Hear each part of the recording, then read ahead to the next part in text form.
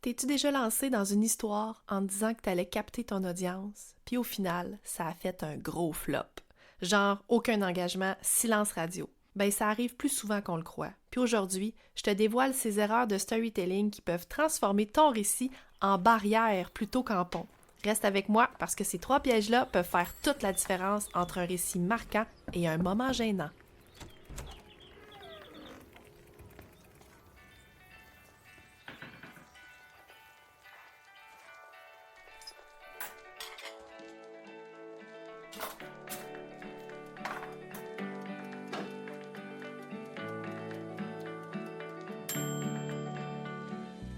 Bienvenue dans notre village virtuel où chaque entrepreneur est un artiste qui colore le monde à sa manière. À ta couleur, c'est le rendez-vous où on jase de storytelling puis de personal branding, mais avec une twist. On le fait au service des petites entreprises locales. Ici, on célèbre l'unicité. Chaque entrepreneur que je reçois a réussi à enflammer les réseaux sociaux avec son histoire puis sa personnalité unique en son genre. On va décortiquer comment ils ont réussi à tisser des liens solides avec leur communauté, à créer un impact majeur puis à forger une marque qui leur colle à la peau. Que tu sois à la tête d'une petite entreprise locale ou que tu sois un solopreneur, ici c'est ta nouvelle maison puis il y a une place pour toi dans notre village. En solo ou entre voisins, la porte s'ouvrira à des invités ou même à des figures locales qui ont réussi à faire de leur entreprise ou de leur petit coin de pays le nouveau point de rendez-vous de la communauté. Alors rentre, fais comme chez toi et laisse-toi inspirer. Salut à toi! Bienvenue dans cet épisode d'À ta couleur où on plonge dans les 3 plus grands pièges du storytelling où beaucoup d'entrepreneurs tombent sans même s'en rendre compte et surtout, comment les éviter. Puis pour être totalement honnête, je parle d'expérience. Oui, même moi, j'ai fait une de ces erreurs-là dans mes débuts, la 3e pour être précise. Alors, je te dirais de rester bien à l'écoute parce que si tu veux savoir laquelle de ces erreurs-là j'ai commises et comment j'ai appris surtout à m'en sortir, il va falloir que tu restes avec moi jusqu'à la fin. Mais avant d'y arriver, je te propose le premier piège qui guette ceux qui veulent être authentiques, sans filtre, parfois un petit peu trop même. Ceux qui veulent tout dire ou même trop en dire, le piège numéro 1. On l'entend souvent pour un bon storytelling, l'authenticité c'est la clé. Puis c'est vrai, les gens veulent du vrai, du brut, du sincère en 2024, on pourrait même dire à l'aube de 2025. Mais comme je le dis souvent, il y a une fine ligne entre être authentique et en faire trop. Parce que l'authenticité, c'est pas de tout déballer sans filtre. Oui, bien sûr, ton audience veut te connaître, mais pas forcément tout savoir non plus sur toi. Donc, partage ce qui peut résonner, ce qui est vrai, mais pas au point que chaque épisode se transforme en confessionnal ou en journal intime. Pour mieux comprendre ce piège-là, je te donne un exemple assez commun sur les médias sociaux, en tout cas. Dans mon fil d'actualité à moi, j'en vois beaucoup passer. Premier exemple, c'est une entrepreneur qui partage en stories qu'elle a eu une mauvaise journée, est en pleurs, on la voit pleurer, mais sans donner plus de contexte qu'il faut. Donc, une entrepreneur qui laisse son audience dans le flou complet, sans expliquer vraiment les raisons de pourquoi elle est triste. On suppose qu'elle est triste, en fait. Pas de leçons, pas d'apprentissage partagé, bref, absolument rien.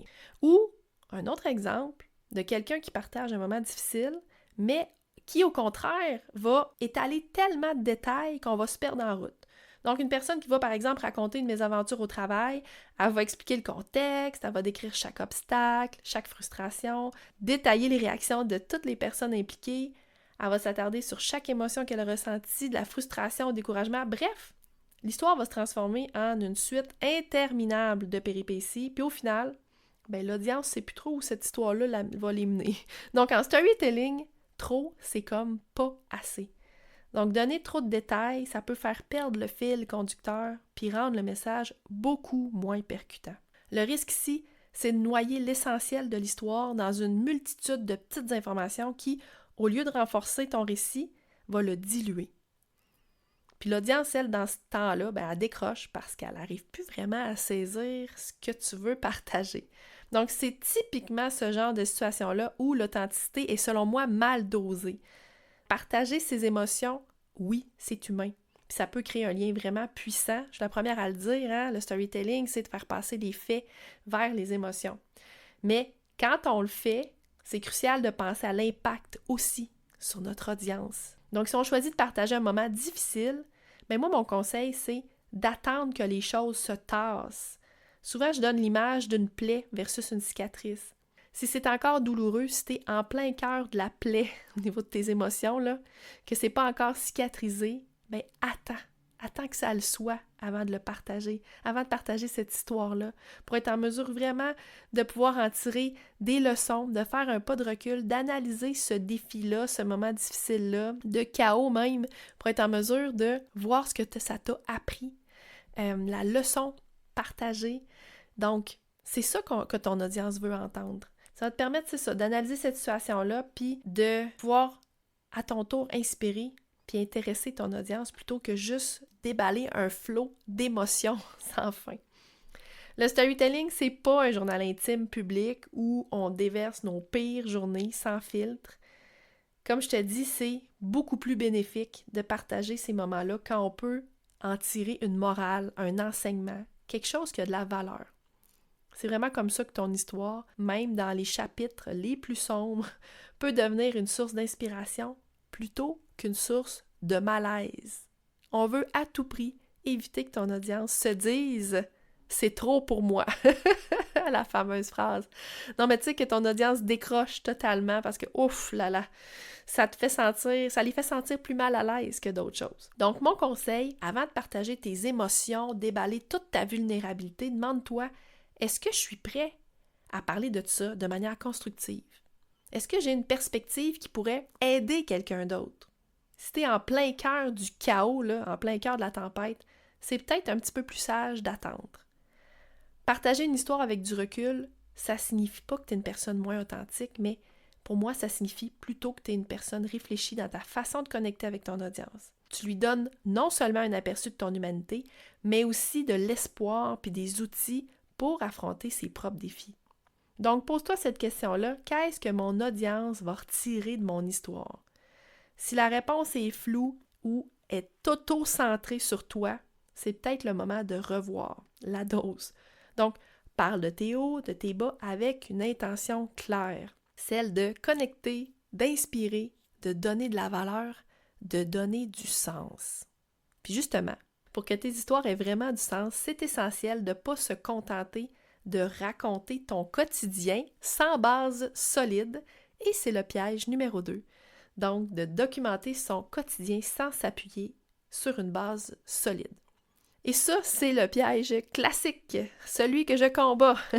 Donc, beaucoup de gens pensent que le storytelling, c'est juste de partager des anecdotes du quotidien, de raconter ce qui se passe derrière les coulisses de leur entreprise, le behind the scene. Mais attention, le storytelling, c'est pas juste ça. C'est tellement plus profond que ça, tellement plus puissant quand on base nos récits sur ce qui nous définit vraiment.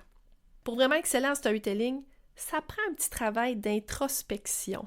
Rares sont ceux qui prennent le temps de le faire, mais c'est tellement un processus qui demande de plonger au cœur de ce qui nous définit, avec par exemple notre why, nos valeurs. Puis là, quand je dis nos valeurs, je ne veux pas juste dire une liste d'épicerie de valeurs. Je parle vraiment des valeurs ancrées dans des actions précises, des moments clés de notre parcours. C'est là que se trouve en fait le défi, c'est de relier ces valeurs-là à des actions concrètes. Donc, par exemple, si une de tes valeurs, c'est la résilience, bien, à quel moment précis de ta vie cette qualité s'est manifestée? C'est là que se retrouve le véritable défi, en fait, de relier ces valeurs à des actions concrètes. Donc, par exemple, si une de tes valeurs, c'est la résilience, bien, à quel moment précis de ta vie cette qualité-là s'est manifestée? Quelle histoire tu peux raconter qui illustre cette valeur-là en action? C'est vrai là, que c'est une réflexion qui demande du temps. Je le sais parce que j'accompagne des gens à découvrir leurs valeurs puis à les relier à des moments de vie précis. Donc, oui, ça demande du temps. Ça demande aussi de l'honnêteté envers soi-même. Puis souvent, ça va demander une dose de courage aussi pour affronter les vérités parfois difficiles de notre histoire. Créer ce que j'appelle un récit fondateur, c'est pas juste un exercice de rédaction, c'est une démarche pour apprendre à mieux se connaître, pour donner du sens à nos expériences passées et à ce qu'on fait aujourd'hui. Puis ce récit fondateur-là, comme j'aime l'appeler, il tisse les différentes pépites de notre vie. Et là, si tu es dans mon univers, si tu me suis depuis un certain moment, tu vas m'entendre souvent parler de pépites. J'ai même un service qui s'appelle Pépites d'or. Donc, toutes ces petites pépites de nos vies-là qu'on va utiliser pour former un récit cohérent qui ne va pas se contenter de juste raconter où on est présentement, mais qui va expliquer aussi pourquoi, puis surtout comment on en est arrivé là. Puis je le sais que c'est pas le travail le plus facile, mais c'est tellement un travail des plus enrichissants. Non seulement d'aller à la découverte de ces pépites-là, ça nous permet de mieux se connaître en tant qu'entrepreneur, c'est non négligeable, mais ça transforme également notre manière de communiquer avec notre audience. Parce que quand on s'appuie sur un fondement solide sur lequel on va bâtir notre storytelling, ben ça rend nos histoires vraiment plus captivantes, mais aussi plus utiles puis plus inspirantes pour ceux qui nous écoutent. C'est comme ça que le storytelling devient un outil puissant, pas juste pour se connecter aux autres, mais aussi pour influencer et pour inspirer à travers le récit de notre propre vie. Puis ben là, j'en ai parlé, Pépites d'or, le service que je propose, en fait, j'accompagne les entrepreneurs dans l'extraction de toutes ces pépites-là. Donc, on passe à travers le why, les valeurs, le combat, les opposants, l'adjuvant, le bouleversement, les leçons apprises, les croyances, l'épiphanie, la transformation et bien d'autres. L'idée, c'est de relier toutes ces pépites-là autour de ce qui fait du sens pour soi et pour son audience. Quand on s'appuie sur notre parcours, nos convictions, puis qu'on est capable de partager notre vision du monde avec les autres, c'est là qu'on touche vraiment les gens.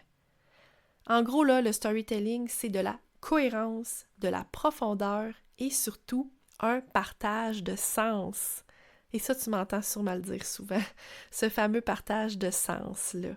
Puis même avec un récit qui est super bien structuré puis des valeurs vraiment bien ancrées, c'est super facile de tomber dans le piège de vouloir tout recentrer sur soi-même. Et là, boum, on se retrouve avec une histoire qui ressemble vraiment plus à un monologue qu'à une vraie connexion. Puis c'est d'ailleurs le troisième piège. Le storytelling, c'est pas à propos de soi-même. Et c'est le grand paradoxe du storytelling. C'est pas à propos de nous. C'est pas vraiment pour nous, c'est pour notre audience. Puis justement, ce point-là, je l'ai vraiment appris avec le temps. Tantôt, je te disais qu'il y avait un des pièges dans lequel j'étais tombée au départ, au début quand j'ai commencé avec le storytelling. J'utilisais de manière tout à fait naturelle, donc sans même m'en rendre compte, je savais pas que c'est ça que je faisais, puis ni que ça portait un nom, le storytelling. Moi, je me racontais dans mon contenu, et là, on parle de, mon Dieu, il y a une quinzaine d'années, on parle dans les années 2010, 2011, 2012, quand j'ai fait un petit bout quand même, pas une quinzaine, mais une dizaine, douzaine d'années. Donc, je me racontais dans mon contenu, je partageais mes valeurs, je partageais déjà mon why, mon combat, dans l'intention, oui, de connecter avec mon audience, mais c'était très intuitif, presque instinctif pour moi. J'avais vraiment pas conscience que ces éléments-là formaient en réalité un arc narratif hyper bien structuré, qui est le mécanisme fondamental du storytelling que les experts du domaine aujourd'hui connaissent sur le bout des doigts. Bref, comme beaucoup de débutants, je me laissais vraiment porter par l'envie de partager, mais j'avais pas vraiment compris l'importance de cette erreur numéro 3 là. Il faut savoir être unique pour se démarquer, oui, mais aussi universel pour que les gens se reconnaissent en nous. Donc le but, c'est d'utiliser notre histoire comme un véhicule pour faire passer un message, puis pas juste pour vider notre sac, là. Donc, c'est là toute la subtilité, donc d'utiliser son histoire personnelle comme un miroir dans lequel l'audience peut se reconnaître, puiser de l'inspiration, puis trouver un écho à ses propres défis. Puis cette histoire-là doit être racontée de manière, justement, à faire écho aux valeurs, aux aspirations, puis aux émotions, pas juste de toi, mais de ton audience, bien sûr. Donc, en gros, on parle de transformer une histoire personnelle en message universel. Puis là, j'ai envie de te donner un exemple personnel avec ma maison d'enfance qui a été détruite par un incendie. J'ai souvent raconté cette histoire-là sur les médias sociaux, mais je te la raconte si jamais tu ne la connais pas. Donc, quand moi, j'avais 8 ans, il faut savoir que j'ai grandi dans un petit village rural. Ça, je te l'ai déjà dit. Tu te rappelles sûrement pas du nom. C'est la Visitation d'Yamaska, un petit village rural d'à peine 360 âmes au centre du Québec.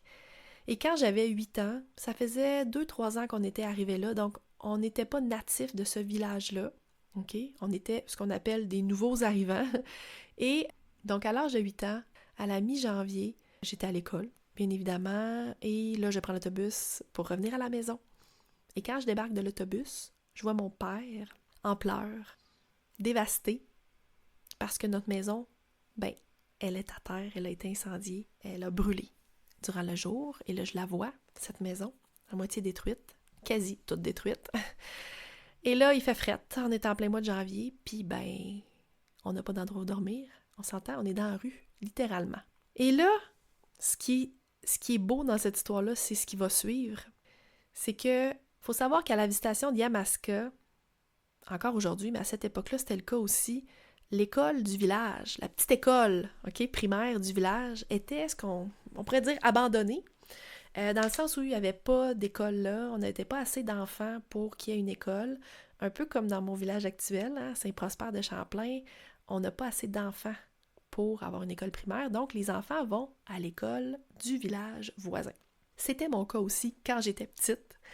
Alors donc, il y avait une école, c'est-à-dire une ancienne école qui était abandonnée, si on veut, où il n'y avait plus de cours qui se donnaient là.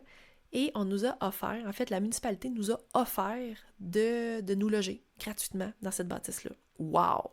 Et là, je te rappelle qu'on est des nouveaux arrivants, on n'est pas de la place, puis on nous offre ça. Wow, wow, wow. Alors moi, j'ai vécu pendant plusieurs mois dans une ancienne école abandonnée. Alors oui, j'avais un gymnase à moi toute seule, j'avais une petite bibliothèque à moi toute seule, une petite cafétéria, bref, des tableaux à craie à l'époque. Donc, on remonte dans les années 90 quand même. Le bonheur total pour une petite fille de 8 ans, ça l'était moins pour mes parents, bien évidemment, tu t'en doutes. Et le beau de l'histoire, c'est cette solidarité-là, cette entraide-là que nous a témoigné la communauté de la visitation de Yamaska en nous logeant gratuitement, en venant nous porter, je m'en rappellerai toujours, c'est très marquant dans ma tête, là, les citoyens qui sont venus nous porter des sacs remplis de vêtements, pour moi de jouets aussi, j'avais absolument plus rien, vraiment plus rien. Quand tu dis là, t'es tout nu dans la rue, là, c'était pas mal ça. Donc, moi, ça m'a marqué pour la vie, cette solidarité-là, cette entraide-là qu'une communauté, disons, d'un petit village rural peut témoigner quand des situations comme ça arrivent. Puis c'est pas là le plus grand témoignage de la solidarité. Ce qui m'a encore plus marqué, c'est que, au printemps suivant, quand la neige a fondu, parce que, on rebâtit pas de maison à -30 en plein mois de janvier, bien sûr. Quand la neige a fondu au printemps, mon père a reconstruit, si on veut, notre maison, OK? Et je sais pas si ça dit quelque chose, les corvées de village. À une certaine époque, on avait des corvées, c'est-à-dire qu'on devait offrir tant d'heures, mettons, par mois à la communauté. C'est une pratique qu'on voit beaucoup moins aujourd'hui, mais à la visitation de Yamaska, au milieu des années 90, le maire du village a dit aux hommes retraités, en fait, a donné des corvées aux hommes retraités d'aider mon père à reconstruire notre maison. Donc imagine, là, mon père, à tous les jours, à chaque matin, il y avait plein d'hommes qui arrivaient pour l'aider avec leurs outils en main pour aider mon père à reconstruire la maison. C'est-tu pas beau, ça? Je t'en parle, là, puis j'en ai encore des frissons, tellement ça nous a sauvés. Ça a vraiment... J'ai même plus de mots. J'ai même plus de mots à quel point ça m'a marqué dans ma tête de gamine et ça m'a forgé puis ça m'a suivi jusqu'à aujourd'hui. Même que souvent je dis que c'est là que la voisine est née, avec toutes ses valeurs et cet esprit de communauté-là tellement fort parce que j'ai pu en bénéficier et ça m'a ancré dans cette solidarité-là qui me suit encore aujourd'hui. Donc, tu vois, oui, c'est un moment de ma vie, ce que je viens de te raconter, c'est une épreuve personnelle, mais quand j'en parle, c'est pas pour m'apitoyer sur la perte matérielle ou le choc émotionnel que j'ai vécu. Ce que je veux te montrer à travers cette histoire-là, c'est l'esprit de solidarité, de communauté. C'est cette proximité-là qui s'est manifestée dans un moment très difficile. C'est ça que je veux transmettre, l'idée que dans les moments durs, on n'est jamais vraiment seul. Donc, cette histoire-là parle de l'entraide, des liens qui se forment dans l'adversité, de la résilience qu'on découvre au sein d'une communauté soudée. C'est une histoire qui dépasse mon vécu personnel parce qu'elle renvoie à des valeurs partagées, comme l'entraide et la solidarité que beaucoup recherchent, en particulier dans les petites entreprises locales. Donc, ça fait écho à cet esprit de communauté-là qu'on retrouve dans les villages ruraux, puis qui parle souvent aux entrepreneurs éloignés des grands centres. Et c'est pas étranger que je connecte particulièrement avec les petites entreprises locales, celles qui incarnent cette solidarité des villages ruraux. C'est un souvenir qui résonne chez mes clients parce qu'ils parlent de valeurs partagées. Donc, c'est pas juste mon histoire, c'est une histoire dans laquelle mon audience peut se retrouver, s'inspirer et se connecter. C'est drôle parce que, en te le disant, je viens de me rappeler que dans mon village actuel où j'habite, qui n'est plus la visitation de Yamaska, je suis dans un village de la Mauricie, Saint-Prosper de Champlain, et il y a une histoire similaire, vraiment semblable à la mienne, c'est-à-dire qu'il y a une maison et même une entreprise qui a passé au feu plusieurs années déjà, ça fait longtemps de ça s'appelait La Bisonnière à l'époque, donc c'est une entreprise avec l'élevage de bisons. On pouvait aller visiter cette entreprise-là, aller observer les bisons au champ et tout ça. Eux, ils ont passé au feu. C'était des nouveaux arrivants aussi qui avaient acheté cette entreprise-là, puis ils ont passé au feu, puis il s'est passé exactement la même situation. C'est-à-dire que les habitants de Saint-Prosper de Champlain sont venus vraiment les aider dans tous les aspects de la reconstruction de leur bâtisse. C'est hot pareil. Puis moi, c'est drôle, je le savais pas avant de m'en venir ici. Puis je découvre que cette même solidarité-là, c'est comme si, je sais pas si elle me suit ou si c'est moi qui la suis, mais en tout cas, elle est encore bien présente dans la communauté de mon village. Puis ce travail de distanciation-là est vraiment fondamental. En storytelling, on raconte pas une histoire pour se soulager, ou pour se mettre en avant. On le fait pour faire passer une émotion, une leçon, une inspiration. Ça revient à se demander, qu'est-ce que mon audience va retirer de mon récit? Parce que si on reste vraiment juste centré uniquement sur soi, on risque de perdre l'audience en cours de route. Mais quand on offre une perspective qui les implique, en les touchant dans leur propre vécu, on transforme notre histoire en un outil de connexion et de partage. En résumé, raconter une histoire, c'est pas non plus une séance de thérapie, c'est une invitation. Une invitation pour notre audience à se voir, à s'émouvoir et à repartir avec quelque chose de précieux. Je le répète, le storytelling, c'est comme un miroir. On montre une partie de nous, mais pour que l'audience se voie dedans. Alors, si tu veux que ton storytelling touche, inspire, connecte, il faut absolument que tu évites ces 3 grands pièges-là, puis surtout, trouver cet équilibre délicat-là. D'abord, sur l'authenticité. Donc, être vrai ne signifie pas tout déballer sans filtre. Au contraire, il faut montrer nos vulnérabilités, nos forces, avec un soin qui laisse de la place à l'autre sans créer de malaise. S'il vous plaît.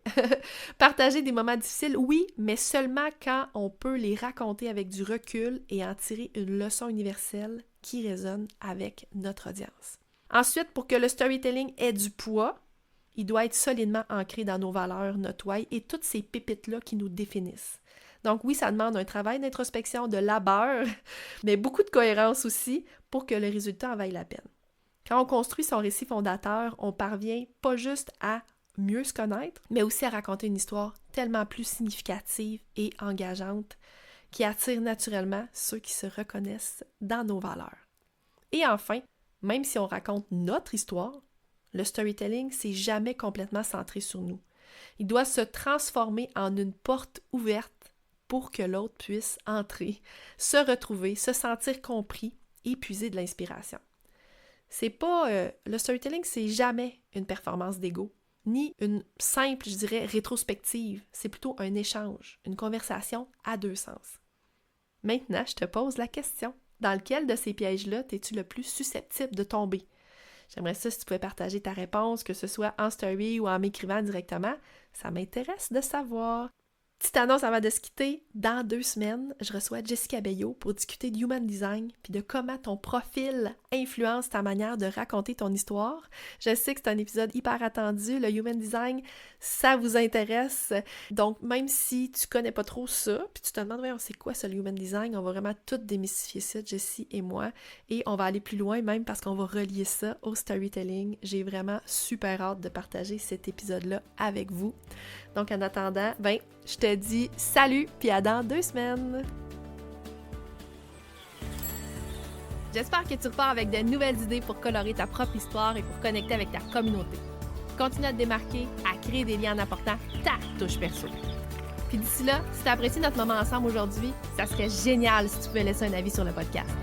C'est comme un petit signe de la main quand on se croise dans notre village virtuel. Ça me réchauffe le cœur, puis ça me donne une meilleure idée de ce qui t'intéresse vraiment. N'hésite pas non plus à partager cet épisode-là avec tes amis ou sur les réseaux sociaux. Puis si tu veux continuer la discussion, utilise le tag La Voisine Pro sur Instagram. Ça va me faire vraiment plaisir d'échanger avec toi. On se retrouve très bientôt pour une nouvelle discussion entre voisins.